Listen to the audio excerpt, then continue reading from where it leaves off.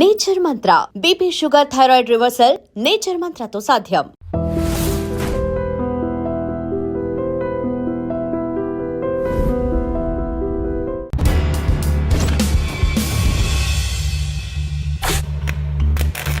ఇటు తల్లిదండ్రులు దూరం అయిపోయావు, అటు జైల్లో ఎవరు అధికారులు పట్టించుకోరు. అటువంటి పరిస్థితులు ఉన్నప్పుడు ఏమనిపించింది నీకు నైట్ టైంలో? అసలు ఇంకా క్రిమినల్ తయారవుతారు సార్. ఇంకా డబ్బు ఉంటే సార్ జైల్లో ఒక ఫ్యామిలీ తప్ప మొత్తం అన్నీ చేయవచ్చు. ఒకటి రెండు సంఘటనలు చెప్పండి, ఏం జరిగాయి? బిర్యానీ వస్తుంది సార్. బిర్యానీ ఎలాగొస్తుంది?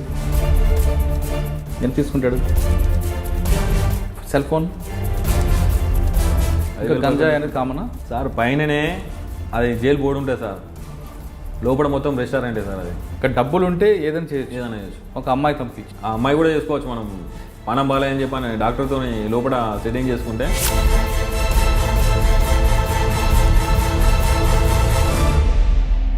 అట్లా కూడా పోయొచ్చు సార్. నేను నవ్వుతారు, మీకు తెలియదు కదా. డబ్బులు ఎక్కడ నీకు? సార్ చెల్లపల్లి జైల్లో. కానీ చెల్లపల్లి జైలు నుండి ఒక అమ్మాయి కోసం బ్రహ్మచారి ఏ విధంగా బయటకు వచ్చాడు, ఎక్కడికి వెళ్ళాడు? అంటే ఏమన్నా నీకు ఆరోగ్యం ఏం బాగాలని చెప్పు.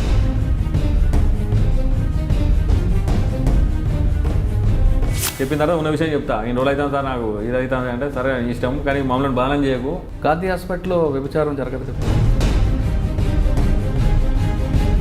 3 సంవత్సరాలు 8 నెలలు సార్ నేను ఫోన్ స్విచ్ ఆఫ్ చేయలేదు సార్. మీరు నమ్ముతారా? నేను జైలు ఉన్నా అంటే ఎవరు నమ్మకపోయాను. నేను వెంకటేశ్వర రెడ్డి సార్ వచ్చిండు, మనం లంగలమో దొంగలమో సార్. ఒక ఆఫీసర్ మనల్ని పిలిచి నీ బాధ ఏంటి, నీ పరిస్థితి అని చెప్పి మాట్లాడాడు. చెడునికి మనం చెడు పని చేసినా మంచిగా, కానీ మంచోనికి మనం మగదోనం చేయొద్దని చెప్పని ఫోన్ తీసేసిన సార్ నేను. వరంగల్ జైల్లో మహారాష్ట్ర వరకు ఏ గ్యాంగ్ అంటే ఏం చేసేవారు మీరు అందరు గ్యాంగ్ అంతా కలిపి? డ్రైవర్గా వాళ్ళు ఎంబడిపోయేది. వాళ్ళు ఏం చేసినా ఏమో మాకు తెలియదు. పలాని కాడు ఉండమంటే ఉండాలి, వాళ్ళు అయిపోయిన తర్వాత మళ్ళీ తీసుకురావాలి సార్. అట్లా పోయినా వాళ్ళు ఏం చేసేవారు? మీకు కార్లో కూర్చోబెట్టి అంటే ఎలా దొరికారు మరి? అతను చెల్లె వాళ్ళ ఫ్రెండు మందు తాగిన తర్వాత నన్ను వాడిని రమ్మని చెప్పిందంట. వీడు పోయిండు. ఆ టైంలో ఆమె బయట పడుకునేది, వాళ్ళ అమ్మ బయట పడుకునేది. పోయి పిల్ల రమ్మన్న పిల్ల లోపల పడుకునేది. తర్వాత ఇక్కడ సిటీలో ఒక మర్డర్ చేశాను సార్. మర్డర్ ఎందుకు? ల్యాండ్ వేరేట్ ఉంది, మ్యాటర్ వేరేట్ అయినది. నేను మాట్లాడాను పోయినా, నా పేరు తెలుసు, కానీ ఆ క్యాండిడేట్ నేనని తెలియదు వాళ్ళకి. నా ఏరియాకి వచ్చి నువ్వు నాతో మాట్లాడుతున్నావు కదా.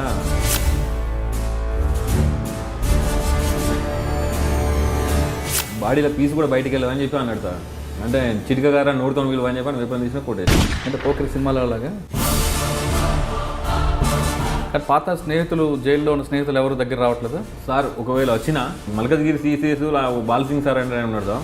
ఫస్ట్ ఓపెనింగ్ కానించాలి, నాకు గిలాస కానించాలి తీసుకొచ్చి ఇచ్చింది అతనే. నాకు కష్టం వచ్చినా సుఖం వచ్చినా ఒక అన్న ఒక తమ్ముడు లెక్క చెప్తా సార్. చాలామంది కుర్రాళ్ళు చెప్తున్న చెడు స్నేహం వల్ల అవ్వచ్చు, లేదా ఇంకొక పరిస్థితుల్లో అవ్వచ్చు, తుపాకీ పట్టుకొని క్రైమ్ హీరోగా వెళ్ళాలి, డాన్గా ఎదగాలి అనుకుంటున్న వాళ్ళకి ఒక మాజీ ఖైదీగా ఉన్న బ్రహ్మచారి ఇచ్చే సందేశం ఏంటి? 5 సంవత్సరాలు జైలు శిక్ష అనుభవించి నరకం నుంచి బయటకు వచ్చిన దయచేసి నేరాలు చేసేవాళ్ళు చెడు దోషం చేయకుండా, చెడు అలవాట్లు పడకుండా ఇంట్లో వాళ్ళ తల్లిదండ్రులు చెప్పిన టీని ఎలాంటి తప్పులు చేయకుండా, లైఫ్ ఖరాబ్ చేసుకోకుండా మంచిగా ఉండాలి.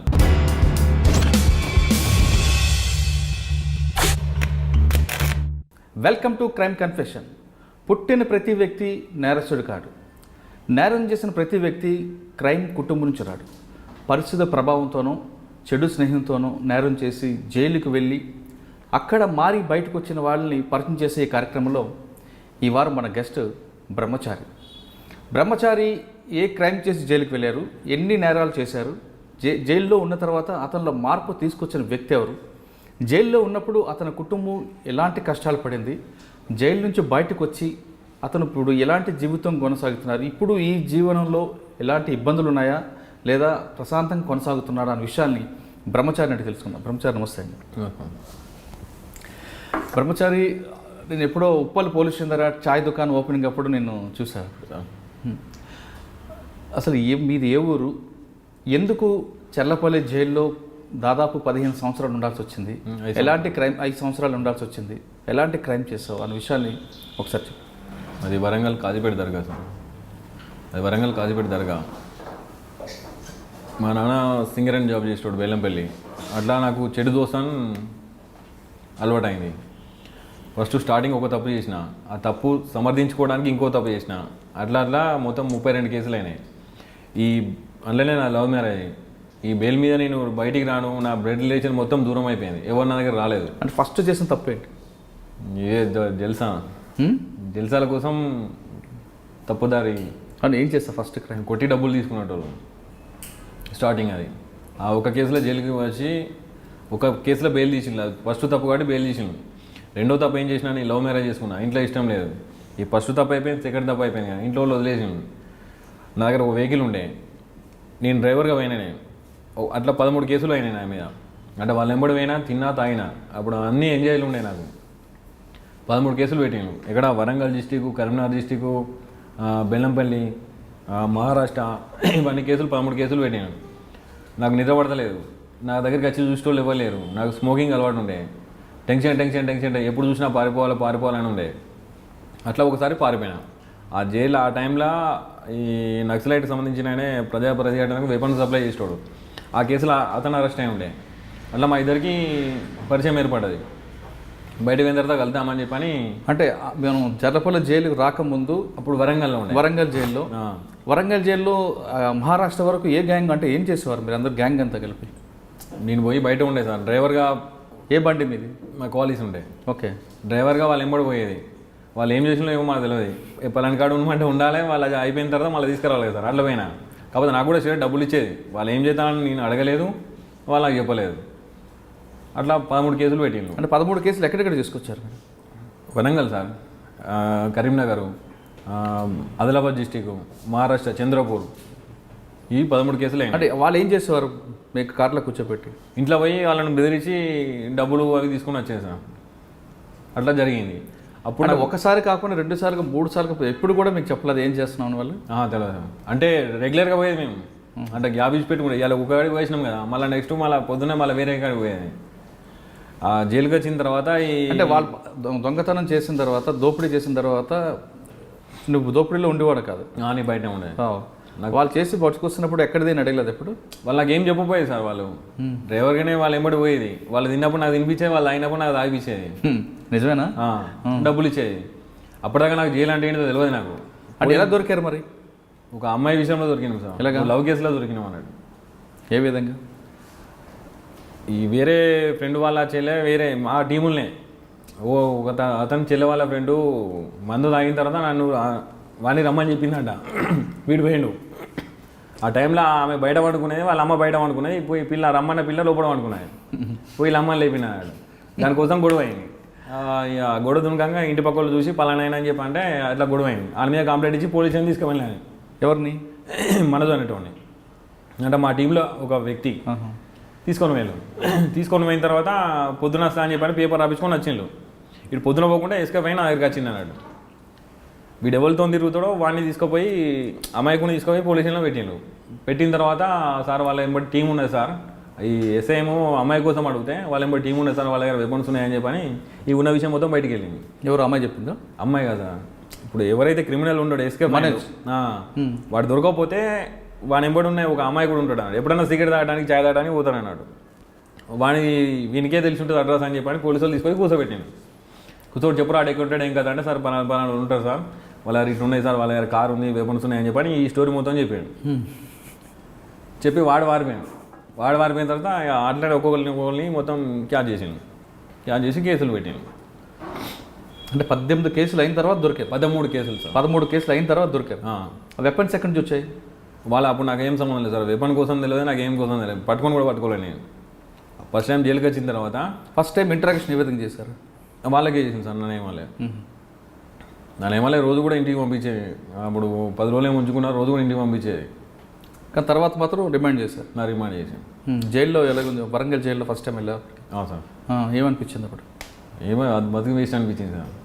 అంటే అమ్మా నాన్న అప్పుడు ఏం బాధపడలేదా? రాలేదు వాళ్ళు. ఇక మళ్ళీ వాళ్ళు నా దగ్గర రాలేదు. 1 రోజులు ఉన్నా సార్. వేసుకోవడానికి బట్టలు కూడా లేకుండే సార్. అప్పుడు ఇక పారిపోదామని చెప్పని అనుకున్నాను నేను. అప్పుడే ఆ ముఖేష్ శర్మ అనేటైనా పరిచయం అయింది నాకు. ఎవరు? ముఖేష్ శర్మ. ఓకే. ఆయన యూపీ, అదే వెపన్ కేసులో అతను వచ్చిండు. మేము చేసింది ఏం లేదు కానీ పేపర్ స్టేట్మెంట్ పెద్దగా వచ్చింది సార్ మొత్తం. అయితే అందరు పిలిచి నన్ను అడిగేది, అట్లా ఎట్లా చేసిండు, ఏంటి, ఎట్లా పోయింది, ఎట్లా వచ్చిందని చెప్పి అడిగేశారు. చెప్పి నా తలకాయ ఖరాబ్ అయిపోయేది. నా బాధ నాకుంటే వాళ్ళు అడిగే టార్చర్ అనిపించేది సార్. ఆయన చెప్పిండు అన్నాడు, బయటకు వచ్చిన తర్వాత కలుగు నీకేమైనా హెల్ప్ కావాలని నేను చేద్దా అని చెప్పని అనుకున్నాడు అన్నాడు. నేను చెప్పిన నాకు వేరే దారి లేదురా నేను ఎస్కేప్ ఒకటే నాకు అని చెప్పంటే సరే బాయ్ అని చెప్పని అతనికి బెయిల్ 2-3 రోజులు బెయిల్ వచ్చేది. ఆ బెయిల్ వచ్చి వెళ్ళిపోయిన 3 రోజులకు నాకు ఇంటర్వ్యూకి వచ్చి కొన్ని సామాన్లు కావాలి తీసుకొచ్చి ఇచ్చింది నాకు. తీసుకొచ్చిన తర్వాత నేను మహబూబ్నగర్ కోర్టు ఉండే నాది. పేచి పోయేటప్పుడు ఎస్కేప్ చేపించడానికి కూడా ట్రై చేసింది నేనే. ఒకసారి అయితే కాలేదు. నెక్స్ట్ టైం నేనే అయితే నువ్వు రాకని చెప్పి నేనే ట్రై చేసిన. ఫస్ట్ టైం ఏ విధంగా ట్రై చేశాడు ఆయన సార్? నేను ఎస్కేప్ చేయడానికి ఎలా ట్రై చేశాడు? కొడదామన్నాడు అలా. ఎవరిని? పోలీసు వాళ్ళని. అప్పుడు వీలు కాలేదు. నెక్స్ట్ టైం పోయినాం. ఎలా పారిపోయావు? పోయినా సరే అయిపోయింది కదా, కేసు కూడా అయింది కాబట్టి ఎలా పారిపోయావు? కోర్టు దగ్గర 2 కానిస్టేబుల్ కొట్టి కంపౌండ్ దుంకి. ఏ కోర్టు దగ్గర? మహబూబ్నగర్. కానిస్టేబుల్ కొట్టి పారిపోయి గోడ దుక్కి. ఓకే, తర్వాత పోలీసులు పట్టు దొరకలేదు అప్పటికి? దొరకలేదు. ఎక్కడ పారిపోయి? మహబూబ్నగర్ పారిపోయి హైదరాబాద్ వచ్చిన. ఓకే, అంటే దాంట్లో పోలీసులు వెహికల్ చెకప్ వేయలేదు. మరి చేతికి హ్యాండ్ కప్స్ ఉంటాయి కదా? లేవు, కోర్టు దగ్గర తీస్తారు కదా. ఓకే, హైదరాబాద్లో చేంజ్ చేస్తావు. ఆయన కలిసావా ముఖేష్ని? ఫోన్ చేసిన సార్ అతనికి. అతను నా నంబర్ నా దగ్గర ఉండే. ఫోన్ చేసిన నేను. ఫోన్ చేసిన తర్వాత 2 days తర్వాత వచ్చిండు ఆయన. వచ్చిన తర్వాత మళ్ళీ ఇలా కేసులు చేద్దామని చెప్పని అనుకున్నాం సార్.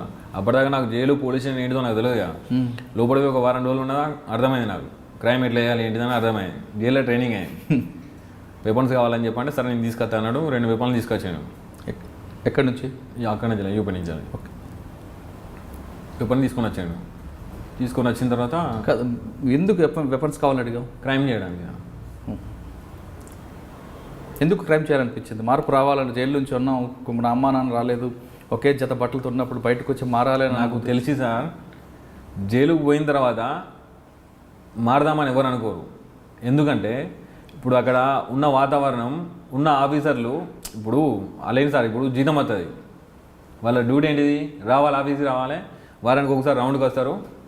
వాళ్ళు వచ్చే ముందు పినాయిలు చల్లుతారు, కొంచెం షోప్ టాప్ చేస్తారు, అయిపోతుంది. మీకు ఏం ప్రాబ్లం ఉన్నా ఏంటిదని చెప్పని ఒక ఆఫీసర్ మాట్లాడారు. వాళ్ళ బాధలు ఏంటిదో తెలుసుకోరు. మరి ఇట్లా 5 నిమిషాలు వచ్చి ఇట్లా పోతారు సార్. వాళ్ళకి ఏం అవసరం లేదుగా, అడగరు. వీళ్ళు ఏమనుకుంటారు సార్, ఇప్పుడు లోపల ఉన్న తర్వాత ఆయనోళ్ళు రారు, దోస్తులు రారు, రిలేషన్ మొత్తం కట్ అయిపోతుంది. ఇంకోటి రిమైండ్ అంటే చిన్న కేసులను పెద్ద కేసులను అందరినీ ఒక దగ్గర కలుపుతారు సార్. వాళ్ళకి ఏం పని ఉంటుంది? ఎప్పుడు ఏదో ఒకటి మాట్లాడుకుంటారు అన్నట్టు. 4 పరిచయం అవుతారు అక్కడనే జైల్లో. ఇంకా పెద్ద క్రిమినల్ అయ్యడానికి అవకాశం ఉంటుంది కానీ మారడానికి అవకాశం ఉండదు సార్. ఓకే, అంటే అక్కడ పరిచయంతో వెపన్ తీసుకోవాలనుకున్నా. వెపన్ తీసుకొచ్చి ఇచ్చారు ముఖేష్? ఓకే, తర్వాత ఏం చేస్తారు? వెపన్ తీసుకొని తర్వాత పెద్దోళ్ళు అడ్రస్ తీసుకొని వాళ్ళకి లెటర్ ప్యాడ్ రాసి ఇచ్చేసాను. ఇచ్చి 10 లక్షలు. ఈ ఆలోచన ఎవరు ఇచ్చారు? అతను ఇచ్చింది. అంటే మేము జైల్లో ఆల్రెడీ ఫస్ట్ టైం మాట్లాడుకున్నాం సార్. ఇట్లా చేస్తే ఇట్లా ఉంటుందని చెప్పని మాట్లాడుకున్నాం. వాళ్ళు లిస్ట్ అంతా రెడీ చేశారు. ఎవరెవరిని చేశారు, బెదిరించారు? పెద్ద సార్. ఇప్పుడు లారీలు అవి ఉంటాయి, బస్సులు అవి ఉంటాయి కదా సార్, వాళ్ళని. పెద్ద బిజినెస్ వడ్డీ వ్యాపారాలు ఉంటారు కదా వాళ్ళని. అంటే లెటర్ ప్యాడ్ మీద ఎవరు, ఏ పేరు మీద రాసేవారు? ప్రజా మన చంద్ర పుల్లారెడ్డి గ్రూప్ అని ఉంటారు. ఓకే, లెటర్ రాస్తే వాళ్ళు తీసుకొచ్చి ఇచ్చేవారు సార్. కొంతమంది పోలీస్ కంప్లైంట్ ఇస్తే ఇవ్వరు సార్. ఎందుకు అంత నమ్మకం?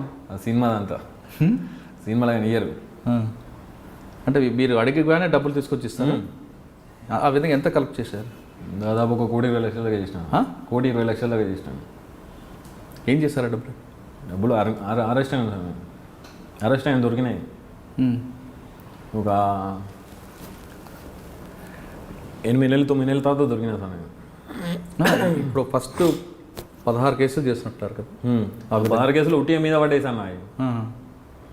నెక్స్ట్ ఇప్పుడు అది పండిత్ ముఖేష్ శర్మ అతన్ని కలిసిన తర్వాత ఒరిజినల్గా ఒక 6 కేసులు చేసిన. 6 కేసులు చేస్తావు? ఫస్ట్ ఎవరికెళ్ళి బెదిరించారు లెటర్ రాసి? మా ఇక్కడ కోంపల్లి ఉంటాడు సార్. ఎంత? 20 లక్షలు వచ్చాడు స్టార్టింగ్. ఫస్ట్ అది బోనియా? అంటే తీసుకొని డైరెక్ట్గా ఇచ్చాడా లేదంటే అక్కడ పెట్టాడా? మేమే పోయినాం సార్ ఇంటికి. ఆఫీస్ ఉంటుంది ఆయన మొత్తం మాకు ఇన్ఫర్మేషన్ ఇచ్చే అతను ఒక అతను ఉండే.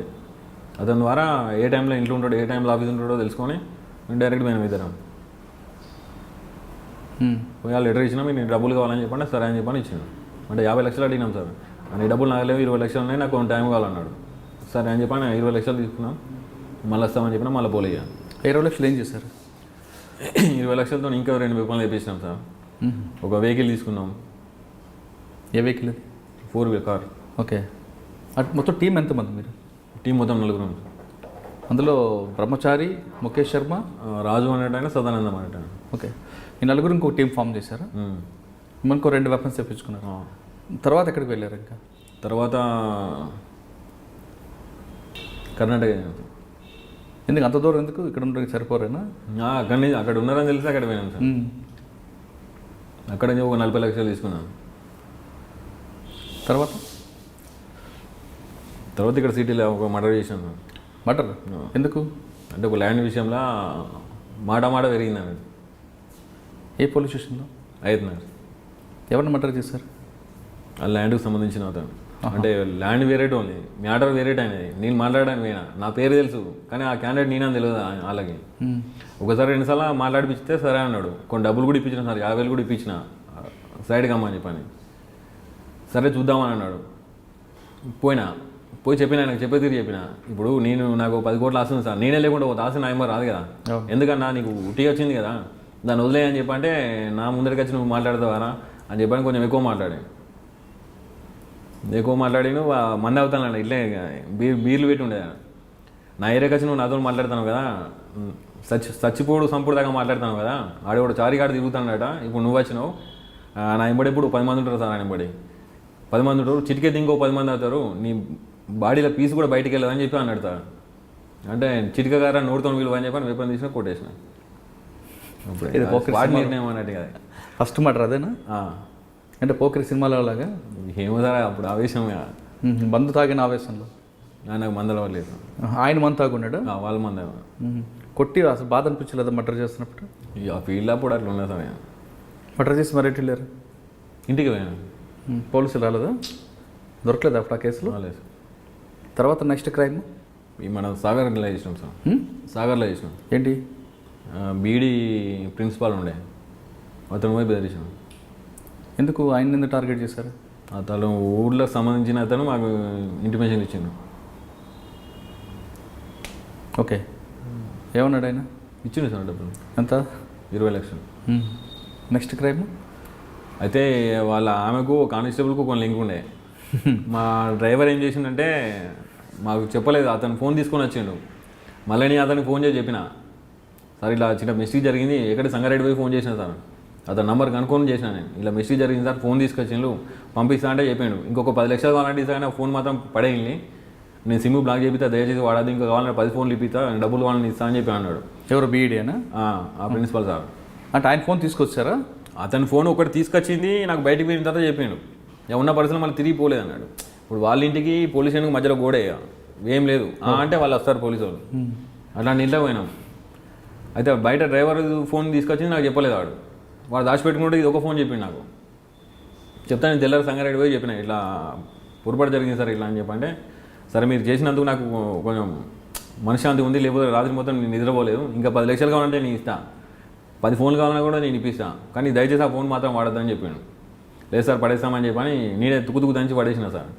అయితే ఆ డ్రైవరు వాళ్ళ బావ అప్పుడు ఎస్పీ ఉండే, రాజేష్ కుమార్ నల్గొండ ఎస్పీ, వాళ్ళ బావ కథ అని చెప్పాడు.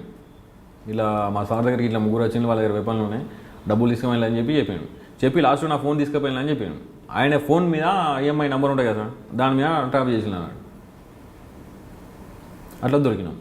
ఇక దొరికిన తర్వాత కేసులన్నీ బయటకు వచ్చినాయి ఆటోమేటిక్గా. అంటే ఫస్ట్ అక్కడ నల్గొండ పోలీసులు దొరికారా? మూడోసారి సార్. ఇక్కడ సాగర్ పోలీస్ స్టేషన్లో? ఇక లాస్ట్ అదే అరెస్ట్. అంటే అప్పుడు ఇంట్రాగేషన్ ఏం చేశారు మీరు? ఇంట్రాగేషన్ అంటే సార్, ఇప్పుడు నేను దొరికిన తర్వాత ఏమనకపోయేసాను నేను. ఎందుకు? ఇక అంతే, ప్రాపర్టీ దొరుకుతాయి కదా ఆయనబడి. ఎస్ఐ లాలీలు నాకు రాకపోయేది, సిఐ నుంచి ఏసీపీ మీదనే ఉండేది అన్నట్టు. వాళ్ళు కూడా చెప్పేది ఏమనకుండా కొట్టద్దు, వాళ్ళతో ఎవరు మాట్లాడద్దు, దగ్గర రావద్దు అని చెప్పని, ఏం తింటా అంటే తినిపించాలని చెప్పి చెప్పేది అన్నట్టు. అంటే దొరకగానే జరిగిన క్రైమ్ అంతా ఒప్పుకునేవాడు, ప్లస్ ప్రాపర్టీ రికవరీ చూపించాడు. దొరికేది సార్ నాయబడి, వెహికల్ దొరికేది, వెపన్స్ దొరికేది, ఇంకా వాళ్ళ ప్రమోషన్ ఇంకేమే. వాళ్ళకి పండగ కదా డబ్బులు దొరికేది లక్షలు. ఈ సంపాదన డబ్బులంతా మరి ఏమైనా చేసేవాడవా, లేదంటే పల్లెలకి వాళ్ళకి ఇచ్చేవాడవా, లేదంటే సార్ అప్పుడు నాకు నేను పలానా అని చెప్పి నాకు ప్రూఫ్ లేదు సార్. పోలీస్ స్టేషన్లో అవి ఎఫ్ఐఆర్ అవి రాసుకుంటారు కదా, అవి జైళ్ళలో అడ్మిషన్ రాసుకుంటారు కదా, అవి తప్ప నేను పలానా మనిషిని అని చెప్పి నాకు ప్రూఫ్ లేదు. నాకు మా అన్నదమ్ములు కూడా ఎవరు రాలేదు నా దగ్గర. కానీ అప్పటికే ప్రేమించి పెళ్లి చేసుకున్నావు కదా మరి ఆమె. నేను వాళ్ళ ఫ్యామిలీ గరీబ్ సార్, వాళ్ళకు పూట కూడా లేకపోయేది అన్నట్టు. నేను ఎందుకు అనవసరంగా నా వల్ల వాళ్ళని ఇబ్బంది పెడతానని చెప్పి నేను పోకపోతే ఫోన్ కూడా చేయకపోయేది. మరి ఆమె ఎప్పుడు నీకు ఫోన్లో కూడా కాంటాక్ట్ అవ్వలేదు? లేదు సార్. ఆమె కూడా ఎప్పుడు చెప్పలేదా క్రైమ్ చేయొద్దని? అట్లాంటి సందర్భం రాలేదు సార్. ఆమెతో 5 నిమిషాలు కూడా నేను మంచిగా మాట్లాడపోయేది, ఎందుకంటే నా మనసులో నాకు ఉండేది కదా సార్. ఏమైనా ఉండేది? ఎప్పుడు బాధ సార్. ఇప్పుడు ఇంట్లోకి దూరం అయినా అసలు ఎందుకు ఇట్లా చేసినా, మా వాళ్ళు అందరూ ఎంప్లాయీస్ సార్, సింగరేణి ఎంప్లాయీస్. నేను ఒక్కరిని ఇట్లా అయిపోయినా. నాకు సరే తప్పు చేసిన మరి అట్లా కాదు ఇట్లా అని చెప్పేటోళ్ళు లేరు, నాకు ఇప్పుడు హెల్ప్ చేసేటోళ్ళు లేరు.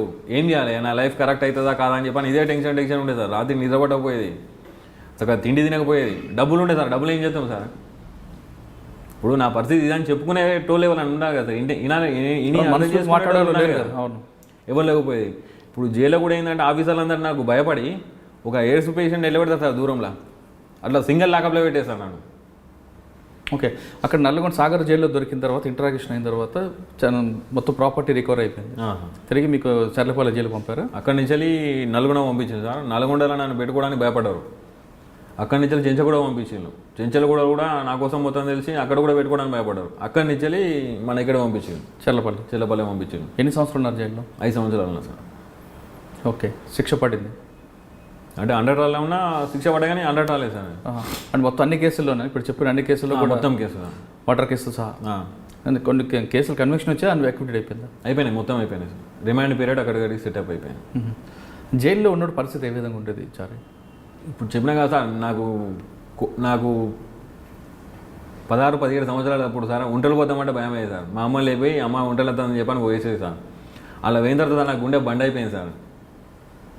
ఎందుకంటే అందరూ కష్ట సుఖాలని మాట్లాడుకుంటారు సార్. మా ఇంట్లో అట్లా అయింది, వీళ్ళ ఇంట్లో ఇట్లా అయింది, పోలీసు వాళ్ళు ఇట్లా చేసిండ్రు, మా ఇంటికి వచ్చి ఇట్లా చేసిండ్రు అని చెప్పని ఒక్కొక్కరు ఒక్కొక్క బాధ ఉంటుంది సార్.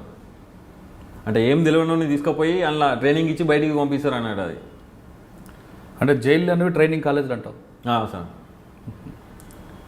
అయితే నిజానికి నేను బయటికి వచ్చిన తర్వాత మ్యాక్సిమం నేనంటే అందరికీ నా పేరు అందరికీ తెలుసు సార్. ఆ క్యాండిడేట్ నేనని తక్కువ మందికి తెలుసు. బయటకు వచ్చిన తర్వాత ఏంది ఒక 2 మర్డర్లు 3 మర్డర్లు చేద్దాం అనుకున్నాను. ఎవరైనా సిటీలో పెద్ద పేరు పోసిన రౌడీ షీటర్ ఉంటారు కదా సార్, వాళ్ళను మర్డర్ చేసి నేనంటే అందరికీ తెలవాలి, 3 రోజులు బతికి చచ్చిపోయినా మంచిదే అని చెప్పి అనుకున్నాను. నేను అనుకునే టైంలో మన ఈ వెంకటేశ్వర రెడ్డి సార్ వచ్చిండు.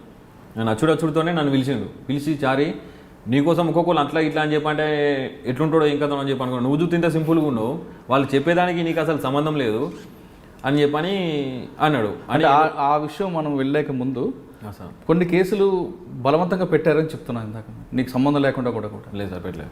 అంటే మీరు చేసిన కేసులే పెట్టారు. మరి ముఖేష్ శర్మ అప్పుడు ఎక్కడ ఉన్నారు? అప్పుడు ఆయన కూడా దొరికారా? దొరికింది సార్. ఆయన ఏమంటారు? ఎవరు ఆయన ఇప్పుడు ఎక్కడున్నారు? ఆయన బయటికి వెళ్ళిపోయాడు సార్. అంటే నేను బయటికి వెళ్ళే ఒక 2-3 నెలల ముందు ఇదే విషయం సార్తో చెప్పిన సార్. ఇట్లా మన వెంకటేశ్వర సార్తో చెప్పిన సార్, నేను బయటికి పోయిన తర్వాత మళ్ళీ నన్ను పోలీసు వాళ్ళు వాడెక్కడున్నాడు, నీ కేసు వాడు ఈడెక్కడో అని చెప్పి ఇబ్బంది పెడతారేమో అని చెప్పని చెప్పిన సార్. అతను ఇంకో 2-3 నెలలు అయితే రిలీజ్ అవుతాడు. ఆ సారు వాళ్ళతో మాట్లాడాడు. కానీ సాధారణంగా కొన్ని కేసులు చేయని కేసులు కూడా పోలీసులు పెడుతుంటారని ఒక ఆరోపణ ఉంది. అది నాకు తెలియదు సార్, అది అబద్ధం. అది అట్లయితే పెట్టరు, నాకు పెట్టలేదు. ఇప్పుడు బ్యాడ్ సర్కిల్తో చెడు ఫ్రెండ్స్ స్నేహం చేయడం వల్ల ఫస్ట్ క్రైమ్ చేశాను, తర్వాత కంటిన్యూ అయిపోయిందని మేము చెప్తున్నాం సార్. ఇటు తల్లిదండ్రులు దూరం అయిపోయావు సార్, అటు జైల్లో ఎవరు అధికారులు పట్టించుకోరు. అటువంటి పరిస్థితులు ఉన్నప్పుడు ఏమనిపించింది నీకు నైట్ టైంలో? అసలు ఏం చేస్తాం సార్, ఇంకా క్రిమినల్ తయారవుతారు సార్. ఇంకా ఇప్పుడు డబ్బు ఉంటే సార్ జైల్లో ఒక ఫ్యామిలీ తప్ప మొత్తం అన్నీ చేయవచ్చు. అంటే ఇప్పుడు ఈ వెంకటేశ్వర రెడ్డి సార్, ఇంకో శోభన్ బాబు సార్ అనే జైలర్ ఉన్నారు సార్, వీళ్ళు లేకముందు డబ్బు ఉంటే జైల్లో అన్నీ చేయవచ్చు. 1-2 సంఘటనలు చెప్పండి, ఏం జరిగాయో? బిర్యానీ వస్తుంది సార్, మందు తాగొచ్చు. బిర్యానీ ఎలాగొస్తుంది? స్టాఫ్ తీసుకొచ్చింది సార్ లోపలికి. ఎంత తీసుకుంటాడు? 500-1000 రూపాయలు తీసుకుంటాడు బిర్యానీకి.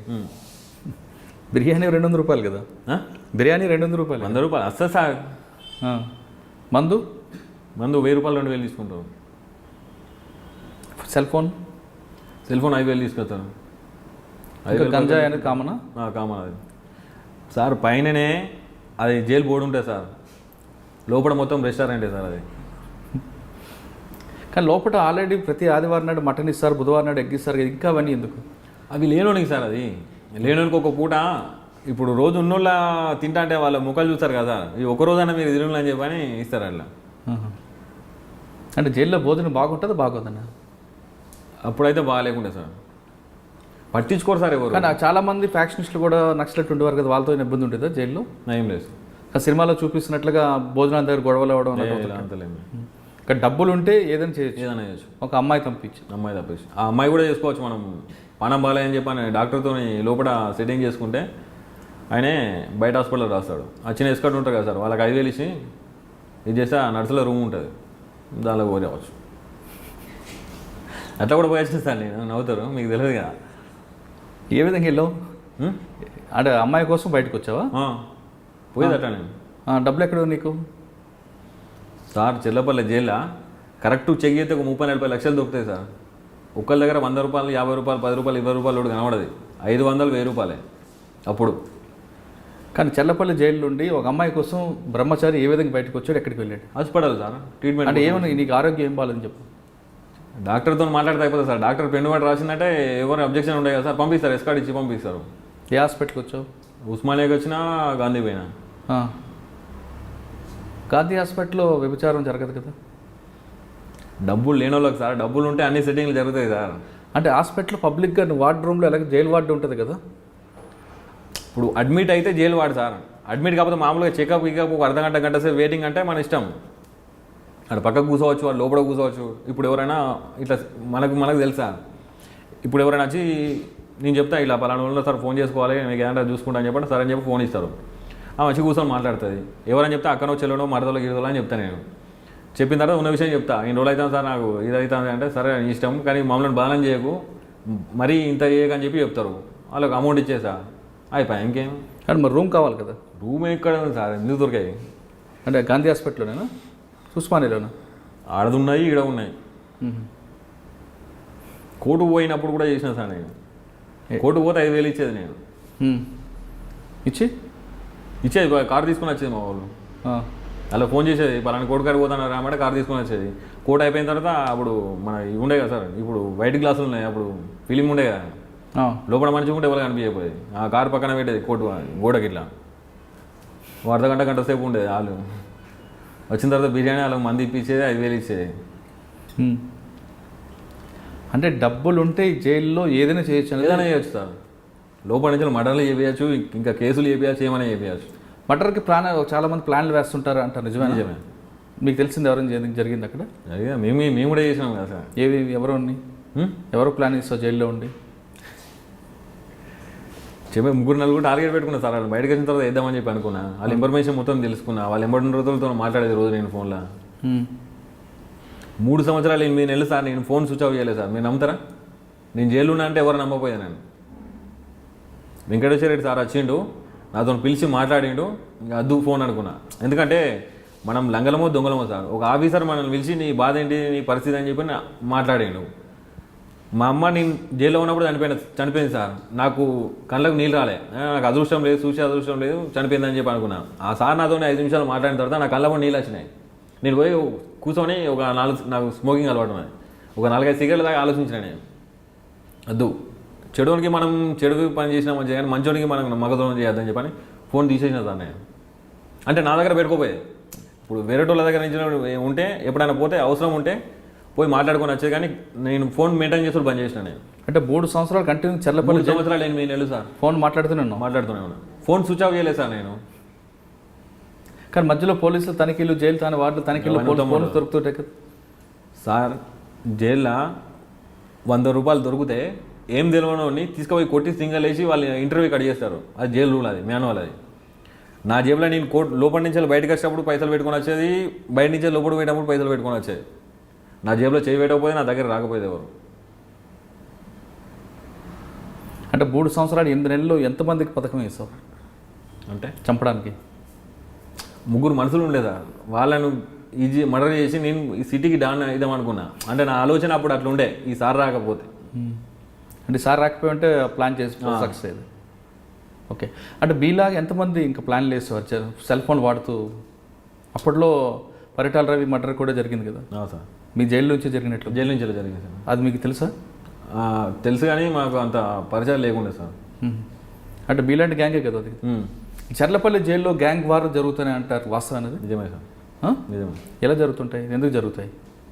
ఇప్పుడు అసలు ఇప్పుడు రూల్ ఏంటంటే సార్, ఇప్పుడు చిన్న కేసు ఒక బ్లాక్ వాళ్ళకి సపరేట్ పెట్టాలి, పెద్ద కేసులను అందరినీ పెద్ద కేసు దాన్ని పెట్టాలి. ఇప్పుడు జైలు అట్లాగా సార్, ఎవరు ఇష్టం ఉన్నట్టు అక్కడ పంపిస్తారు అన్నాడు. ఇప్పుడు చిన్నోడు ఒక పెద్దోడు ఒక నలుగురు కలుస్తారు సార్. ఇప్పుడు నైట్ మినిమం ఒక 10:30, 11, 12 దాకా పండుకోరాళ్ళు. వాళ్ళకి పని ఏముంటుంది సార్? ఏముంటుంది కదా, ఇట్లే ముచ్చాలు పెట్టుకుంటారు. అరే బయట పోయిన తర్వాత అది చేద్దాం రా, మా ఇంటి సైడ్ ఇది ఉన్నది, మా చుట్టాల దాంట్లో ఇది ఉన్నది చెప్పని ఇట్లా మాట్లాడుకొని ఒకళ్ళ నెంబర్ ఒకళ్ళకి ఇచ్చుకుంటారు సార్. ఇచ్చుకొని బయట పోయిన తర్వాత ఆటోమేటిక్గా కలుసుకొని మళ్ళీ వాళ్ళు ఒక టీం అవుతారు. ఈ లంచతనం దొంగతనం చేసిన వాళ్ళు ఎప్పటికీ ఆగది, నాలో అటు దొరుకుతాం. వాళ్ళు దొరికి మళ్ళీ లోపలికి వచ్చిన తర్వాత వీళ్ళు ముగ్గురు వస్తారు కదా సార్, ఈ ముగ్గురు ఇంకో 10 మంది పరిచయం అవుతారు. అప్పుడు మళ్ళీ డివైడ్ అయిపోతారు అన్నట్టు. మళ్ళీ వాడు పోయి ఇంకో టీం తయారు అవుతాడు, వీడు పోయి ఇంకో టీం తయారు అవుతాడు, వీడు పోయి ఇంకో టైం, అట్లా క్రైమ్ ఎక్కువ జరుగుతుంది. కానీ గ్యాంగ్ వార్స్ ఎందుకు జరుగుతుంటాయి? ఒకరికొకరు కొట్టుకోవడం, చర్లపల్లి జైల్లో ఆ కొట్టుకోవడంలో అడ్డుకున్న వాటర్లపై దాడి చేయడం ఎందుకు జరుగుతుంటాయి? అది ఉట్టిగా సార్, అది కానీ చాలామంది చెప్తుంటారు జైలు వాటర్లపై దాడి అంటుంటారు. కాదు అది పుకార్లు అవి. ఇంతకు ముందు జరిగేది సార్. అది ఎట్లా, గంజాయి తాగే అలవాటు ఉన్నోనికి ఆయనకి గంజాయి లేకపోతే ఆడు మెంటల్ అయిపోతాడు సార్. ఆడు ఒకసారి ఇప్పుడు గంజాయి రావాలంటే డబ్బులు ఉన్నోడు ఆటోమేటిక్గా వచ్చేస్తుంది, అది మెయిన్ గేట్ల నుంచి వచ్చేస్తుంది. డబ్బులు లేనివాడికి దొంగసాటున రావాలి. అది ఒక టైంలో రాలేదనుకో ఆడు మెంటల్ అయిపోతాడు ఆటోమేటిక్గా. హాస్పిటల్లో మత్తు ట్యాబ్లెట్లు కావాలి, ఇది లేకపోతే అది లేకపోతే మెంటల్ అయిపోతాడు, కోసుకుంటారు. అప్పుడు ఆడు ఏం చేస్తాడో మనకు అర్థం కాదు. అట్లాంటి చిన్నవి అయితే కానీ పెద్దగా ఈ పేపర్లలో వచ్చి టీవీలో వచ్చినట్టు అయితే కాదు కదా. కానీ నక్సలైట్లతో తర్వాత ఐఎస్ఐ తీవ్రవాదులు వాళ్ళు కూడా ఉండేవారు కదా, వాళ్ళతో ఎక్కువగా ఘర్షణ వాదం వచ్చి ఉండేదా? ఏం లేదు సార్. వాళ్ళు ఎలుగుంటారు అసలు, ఎవరి జాగ్రత్త వాళ్ళు ఉంటారు సార్. అసలు వాళ్ళకి వీళ్ళకి సంబంధం ఉండదు. చర్లపల్లి జైల్లో 5 సంవత్సరాలు ఉన్న బ్రహ్మచారి ఏం నేర్చుకున్నాడు? మరొకసారి క్రైమ్ చేయాలని నేర్చుకున్నాడా, లేదా మారాలని నేర్చుకున్నాడు?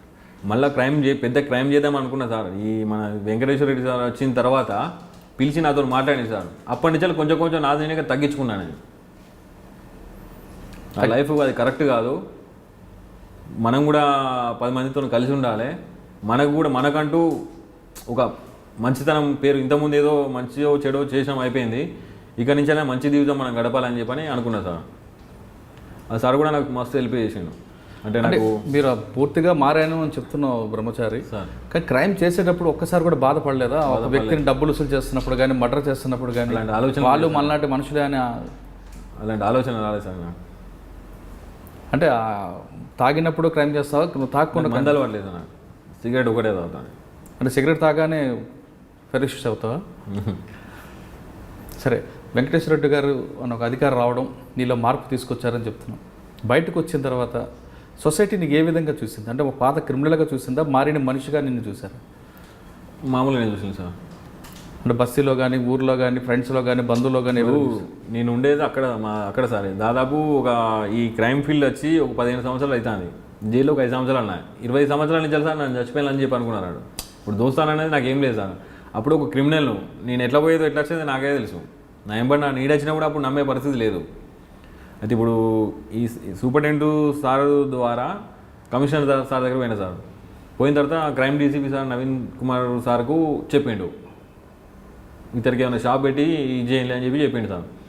ఓపెనింగ్ రోజు పేపర్లో వచ్చింది సార్. ఆ పేపర్ కటింగ్తో మా అన్న వాళ్ళ కొడుకుంటాడు సార్ మహబూబ్ నగర్లో, మన వివో ఫోన్కు అది డిస్ట్రిబ్యూటర్. ఆ పేపర్ కట్ చేసుకొని అడ్రస్ పట్టుకొని చూసుకుంటూ వచ్చిండు సార్. వచ్చి పట్టుకొని ఏడ్చిండు. వాడు పోయి మా అన్నలకు అందరికీ చెప్పిండు సార్. చెప్పిన తర్వాత వీళ్ళు నాకు ఫోన్ చేయాలన్నా కూడా మళ్ళీ ఏమైనా అవుతా అని అడిగేటోళ్ళు అన్నట్టు. మళ్ళీ ఈ సార్తో చెప్పిన, నేను సూపరింటెండెంట్ సార్తో చెప్పిన, సార్ ఇట్లా సంగతి అంటే వాళ్ళ నంబర్ నాకు అని చెప్పని నంబర్ తీసుకున్నాడు సార్. వాళ్ళతో మాట్లాడాడు, మీ దగ్గరికి ఎవరైనా వచ్చి ఇబ్బంది పెడితే నాకు నా ఫోన్ నెంబర్ వెళ్ళి నేను మాట్లాడతా, మీరు ఒకసారి రాను అని చెప్పని వాళ్ళందరినీ పిలిచింది సార్. ఇదే విషయం మన నవీన్ కుమార్ సార్ కూడా చెప్పిన, సార్ ఇట్లా సంగతి అంటే ఆ సార్ కూడా మాట్లాడింది సార్. మాట్లాడిన తర్వాత వాళ్ళకి కౌన్సిలింగ్ ఇచ్చిండు. ఇప్పుడు వానికి మాకేం సంబంధం లేదు, మేము ఒక ఆఫీసర్ము, వాడు మారినా మా జీతం మాకు వస్తుంది, వాడు మారపోయినా మా జీతం మాకు వస్తుంది. వాడిని నమ్మి వాడికి మంచి దారిలో నడవాలని చెప్పని మాకు అవసరం లేదు. వాడు చెడిపోయినా మాకేం రాదు, మంచిగా ఉన్నా మాకేం పెట్టాడు. కాకపోతే మనం మనుషులం. ఈ జైల్లో ఎంతమంది ఎట్లా బాధలు ఉంటారో మాకు తెలుసు. ఒక అవకాశం ఇచ్చినాం. ఇప్పుడు ఇన్ని రోజులు మీ బ్లడ్ రిలేషన్ దూరం అయింది కదా, ఇప్పుడు మీరు దగ్గరికి వస్తే వాడు మళ్ళీ చెడుదారిలో నడదామనే ఉద్దేశం ఉన్నా కూడా వద్దు మళ్ళీ అందరూ దూరం అవుతారు, ఇన్ని రోజులు ఇంత నరకం అనిపించిన కదా అని చెప్పని అట్లా మనసు మారుతుంది. మీ దగ్గరికి ఎవరు రారు, మిమ్మల్ని ఎవరు ఇబ్బంది పెట్టరు అని చెప్పండి సార్ సూపరింటెండెంట్ సార్ నంబర్ ఇచ్చిండు, క్రైమ్ డీసీపీ సార్ అది నవీన్ కుమార్ సారు నంబర్ ఇచ్చిండు సార్. అప్పటి నుంచి నేను వాళ్ళ ఇంటికి పోడు, వాళ్ళ నా ఇంటికి వచ్చుడు అట్లా జరుగుతుంది సార్. తర్వాత కాఫీ ఇప్పుడు చాయ్ దుకాణం పెట్టిన తర్వాత పోలీస్ స్టేషన్ దగ్గర సార్ మీరు చెప్పినట్లు బంధువులందరూ దగ్గర రావడం, మళ్ళీ మీ కుటుంబం ఏర్పడడం, మీ ఫ్యామిలీ అంతా ఉండడం, ఇప్పుడు ఏమనిపిస్తుంది? ఇప్పుడు మంచి హ్యాపీ సార్. అంటే మరొకసారి బ్రహ్మచారి అంటే భయపడుతున్నారా లేదా నేను మరి చారీగానే చూస్తున్నారా? మామూలేదు సార్. కానీ బ్రహ్మచారి లాంటి వాళ్ళు కొంతమంది మారేమనే ముసుగులో మరొకసారి క్రైమ్ చేస్తున్నారని పోలీసులు అంటున్నారు, వాస్తవం? అది సార్ కరెక్ట్ మనిషి అయినోడు అయితే ఈ అవకాశం రాదు సార్. సరే మనల్ని నమ్మి ఒక దారిలో పెట్టిండ్రు, అది తప్పు చేస్తే ఆడు మనిషి కాదు సార్, ఇక బతికి వేస్ట్. ఇక కానీ బ్రహ్మచారి నేరం చేయకపోవచ్చు, కానీ మరి కొంతమంది నేరాలు చేస్తూ తిరిగి పోలీసులకు అరెస్ట్ అవ్వడం జరుగుతుంది, సంఘటనలు జరుగుతున్నాయి కదా సార్. ఇప్పుడు అట్లే ఎట్లా అంటే సార్, ఇప్పుడు మొన్న నాకు కూడా జరిగింది సార్. ఇప్పుడు షాపు పెట్టించింది సార్. ఇప్పుడు బ్లాక్లో కొంతమంది మందు తెల్లదాకా అమ్ముతారు, అది తప్పు కాదు. ఎందుకంటే వాళ్ళకి మామూలు వస్తాయి, వాళ్ళ దగ్గర పోయి అడుగుతారు. మేము మామూలు మా దగ్గరికి వచ్చి అడగారు కదా. ఇప్పుడు నవీన్ కుమార్ సార్ ఇక్కడ క్రైమ్ డీసీపీ ఉన్నప్పుడు 24 hours పర్మిషన్ ఉండేదా, మా దగ్గరికి ఎవరు రాలే. అవసరం అనుకుంటే పెట్రోలింగ్ జీప్ నాకు సెక్యూరిటీ ఉండేది, ఏమైనా గొడవలు కాకుండా ఉండేది. ఈ మధ్యలో ఒక ఎలక్షన్లో ఒక 6 నెలలు ఉన్నదనగా 11:30కు బంద్ చేయమన్నారు సార్. ఇప్పుడు నాకు వెళ్ళాలి సార్, ఇప్పుడు నాకు సంపాదించి పెట్టింది ఏం లేదు, ఇల్లు కిరాయి వెళ్ళాలి, మా కొడుకు స్కూల్ ఫీజు వెళ్ళాలి, మెయింటెనెన్స్ వెళ్ళాలి కదా సార్. మీరు మళ్ళీ ఏం చేయాలి సార్ నేను? ఇంకోటి ఫిట్టర్ లెవెల్లో కంప్లైంట్ ఇచ్చిండ్రు. ఫిట్టర్ ఉంటుంది కదా సార్, ఈ ఫిట్టర్ దానిలో కంప్లైంట్ ఇచ్చిండ్రు ట్రాఫిక్ పోలీస్. ఎట్లా అంటే మంచి పెద్ద ఎమ్మెల్యే వాళ్ళ ఇల్లులన్నీ రోడ్ డివైడర్ తీసేస్తాను, ఈ టీ స్టాల్ ఇక్కడ ఎందుకు పెట్టిన పోలీసులకు మీకు ఏం సంబంధం ఉంది అని చెప్పని కంప్లైంట్ ఇచ్చింది. అప్పుడు పాత ఆఫీసర్లు అందరూ లేరు కదా సార్, ఆ సీఎన్ఎల్ పిలిచి వేరే ప్లేస్ చూసుకో అని చెప్పని సింపుల్గా అయిపోయాడు. చెప్తా సార్తో నేను చెప్పిన, సార్ వేరే ప్లేస్ చూసుకోమని చెప్తాను కరెక్టే, ఇప్పుడు నేను పోయి పెట్టుకుంటా అంటే పెట్టుకోండి సార్ నన్ను పెట్టుకోండి సార్ ఎవరైనా. ల్యాండ్ ఆర్డర్ పోలీసు వాళ్ళు వచ్చి ఫస్ట్ పెడితేనే పెద్ద గొడవలు జరిగినాయి, ఆఫీసర్లు అప్పుడు మంచిగా ఉండే సపోర్ట్ ఇచ్చి ఆయన పరిస్థితి ఇట్లున్నది, మీరు ఆ జోలికి పోదని చెప్పని వాళ్ళను తిట్టి బెదిరించి ఇచ్చేసిండ్రు. ఇన్ని సంవత్సరాల నుంచి ఒక దగ్గర నేను ఉంటానా, ఇంతకుముందు నాకు కిరా వర్రాస ఏం లేదు, ఇప్పుడు పలాని కాడు ఉంటానా పలాని నోడా అని చెప్పి తెలుసు. ఇప్పుడు తీసేయమని చెప్పి సింపుల్గా అయితే ఎట్లా సార్ అని చెప్పని హోమ్ మినిస్టర్ దగ్గర తిరిగినా సార్, మన నవీన్ కుమార్ సార్ దగ్గర పోయినా, మన ఈ సూపరింటెండెంట్ సార్ దగ్గర పోయినా. ఏమంటారు వాళ్ళు? 3 నెలలు అవుతాను సార్ తిరిగినా నేను. నవీన్ కుమార్ సార్ దగ్గర పోతే సిఐకి ఫోన్ చేసి తిట్టిండు. తిడితే మళ్ళీ సీఐ ఏమన్నాడంటే ఒక 10 రోజులు ఆగు, ఇప్పకు అసలు మళ్ళీ కంప్లైంట్ ఏమవుతుందో చూద్దాం అని చెప్పని అట్లా 15 రోజులు పని చెప్పించింది సార్ నాకు. నువ్వు మారిన బ్రహ్మచారికి మరొకసారి వేధింపులు గురైనప్పుడు వాళ్ళు తిరిగి మరొకసారి క్రైమ్ చేయాలనిపిస్తుందా లేదా బయట ఉండే పోరాటం చేయాలనిపిస్తుంటుంది? అయితే మాటకు నాకు సార్ చెప్పేది సార్, నవీన్ కుమార్ సార్ మాట చెప్పేది, సూపరింటెండెంట్ సార్ కూడా చెప్పేది. ఇప్పుడు మనము రాంగ్ రూట్లో ఉన్నప్పుడు మనకు అన్నీ అనుకూలంగా ఉంటాయి, కొంచెం మనం సీదా పోతాను కాబట్టి కొన్ని లేనిపోని అన్నీ రోడ్డు మీద పోతాను కుక్కలు మొరుగుతుంటే మొరిగిన కుక్కల కన్నా మనం సమాధానం చెప్పుకుని ఉండాలి. మన టైం సరిపోదు, పట్టించుకోవద్దు, మన టైం బాగాలే అనుకొని సపరేట్గా ఉండాలి, ఓపిక పడాలి, ఓపిక పడితే నీకు మంచి రోజులు వస్తాయని చెప్పేది సార్. అట్లనే ఉండేది. అంటే ఇప్పుడు ఉన్న టీ స్టాల్లో వివాదంలో ఓపిక్గా ఉండి ఒక సమస్య పరిష్కారం చేసుకోవడానికి బ్రహ్మచారి పోరాటం చేస్తారు. ఇంతకుముందు నాకు హెల్ప్ చేసే వాళ్ళు ఎవరు లేకుండా కదా సార్. ఇప్పుడు మా అన్నల ఎంప్లాయీస్ నాకు ఏం ప్రాబ్లం వచ్చినా కూడా 10 లక్షలు కావాలని కూడా ఇప్పుడు ఇస్తారన్నట్టు. కానీ పాత స్నేహితులు, జైల్లో ఉన్న స్నేహితులు ఎవరు దగ్గర రావట్లేదా సార్? ఒకవేళ వచ్చినా నాకు ఈ మల్కజ్గిరి సిసిఎస్ బాల్సింగ్ సార్ అంటే ఉన్నాడు సార్, ఫస్ట్ ఓపెనింగ్ కానించి నాకు గిలాస కానించి తీసుకొచ్చి ఇచ్చింది అతనే. ఆ క్రైమ్ డీసీపీ సిఐతో చెప్తే సిఐ వీళ్ళకి చెప్పినాడు. నాకు కష్టం వచ్చినా సుఖం వచ్చినా ఒక అన్న ఒక తమ్ముడు లెక్క చెప్తా సార్. ఇప్పుడు ఎవడన్నా జైలు నుంచి రిలీజ్ అయినా కూడా నాకు కలిసినా కూడా సార్ ఇట్లా సంగతి సార్ ఆయనతో మాట్లాడతా సార్ అని చెప్పని. ఎందుకంటే ఇప్పుడు నేను కష్టమో సుఖమో అన్ని సంవత్సరాలు నేను లోపల అనుభవించి వచ్చిన సార్, నాకు ఒక దారి దొరికింది. వాడు కూడా చెడిపోవద్దు, వాడికి చెప్పి చూద్దాం సార్ అని చెప్పని ఆ సార్ ద్వారానైనా లేకపోతే నేనైనా ఆ సార్తో చెప్పి అతను మాట్లాడి ఇది చేశాను సార్.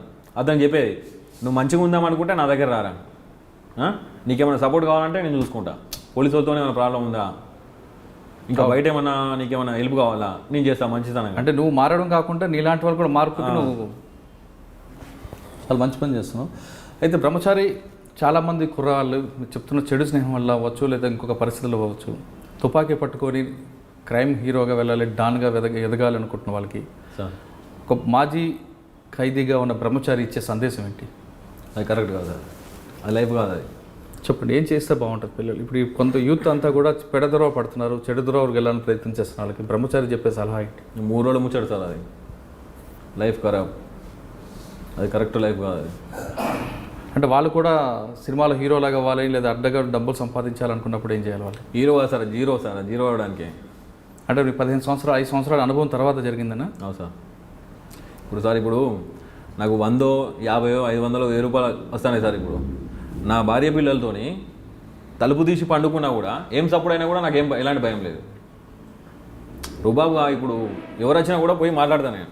అప్పుడు మేము ఉండే ఇంటి దగ్గర కుక్క మొరిగినా టెన్షన్, ఎవరు వచ్చిండ్రు, కొత్త వెహికల్ పోయినా, కొత్త మనిషి పోయినా కూడా ఎవరినే ఏంటిదని చెప్పని కొన్ని కిలోమీటర్ పోయి ఎంక్వైరీ చేసేది సార్.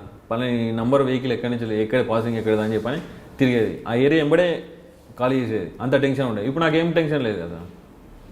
తప్పు చేసుడు ఎందుకు, ఆ లక్షలు ఇంట్లో పెట్టుకుంటేందుకు, టెన్షన్ ఎందుకు సార్? ఇప్పుడు మనశ్శాంతి లేకుంటే ఎందుకు సార్? లక్షల కోట్లు మనకి ఎందుకు? అది డబ్బుంటే కాదు, మనిషికి మనశ్శాంతి ఉండాలంటున్నారు బ్రహ్మచారి. అంటే యువత తుపాకీ పట్టుకొని నేరాల బాట పడకుండా దానివల్ల వచ్చేది హీరో కాదు జీరో అంటున్నారు బ్రహ్మచారి. బ్రహ్మచారిని చూసి ఇప్పటికైనా కొంతమంది యువకులు ఖచ్చితంగా మారాలని కోరుకుందాం. ఇది ఈ వారం బ్రహ్మచారితో ఎక్స్క్లూజివ్ ఇంటర్వ్యూ. వచ్చే వారం మరో గెస్ట్తో మళ్ళీ కలుద్దాం. అంతవరకు నమస్కారం. నా పేరు బ్రహ్మచారి. గతంలో నేరాలు చేసిన, తెలుసో తెలియకో నేరాలు చేసిన, 5 సంవత్సరాలు జైలు శిక్ష అనుభవించి నరకం నుంచి బయటకు వచ్చిన, ఇప్పుడు నా లైఫ్ నాకు తెలుసుకొని మంచిగా ఉంటానా? దయచేసి నేరాలు చేసేవాళ్ళు చెడు దోషం చేయకుండా, చెడు అలవాట్లు పడకుండా ఇంట్లో వాళ్ళ తల్లిదండ్రులు చెప్పిన టీని మంచిగా ఉండాలి, ఎలాంటి తప్పులు చేయకుండా, లైఫ్ ఖరాబ్ చేసుకోకుండా మంచిగా ఉండాలి. For more videos, subscribe to iDream. And loads of fun entertainment and content, do watch iDreams. Do subscribe iDream Media. దయచేసి ఐ డ్రీమ్స్ మీరు సబ్స్క్రైబ్ చేయాల్సిందిగా నేను కోరుతున్నాను. I am Dr. Nayak, DT Nayak. For more videos, please subscribe to iDream. Please subscribe iDream News. Please subscribe iDream. Please subscribe iDreams. మీరు చూస్తున్నారు iDream News.